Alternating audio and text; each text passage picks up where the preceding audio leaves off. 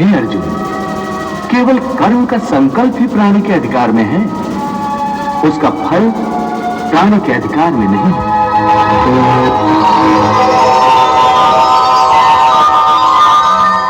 यह नीच योनि में जाकर प्राणी जो क्रूर कर्म करता है, उन कर्मों का उसे कोई फल नहीं मिलता, क्योंकि वो सब भोग योनियां हैं। वह प्राणी केवल अपने अच्छे बुरे कर्मों का फल भोगता है।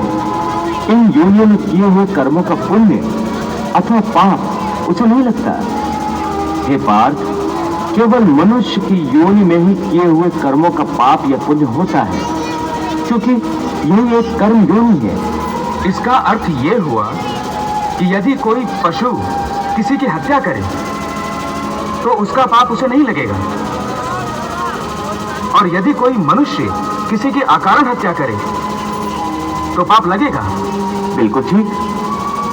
परंतु यह अंतर क्यों?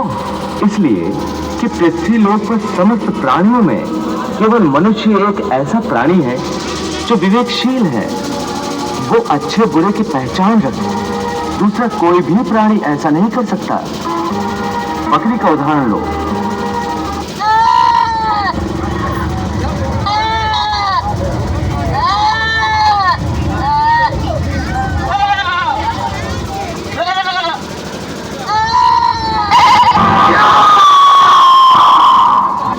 फिर कौन बनाता है प्राणियों का प्रारब्ध?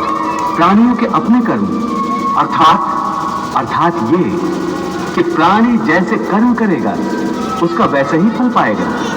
अच्छे कर्म करेगा तो अच्छा फल मिलेगा, और बुरे कर्म करेगा तो बुरा फल पाएगा।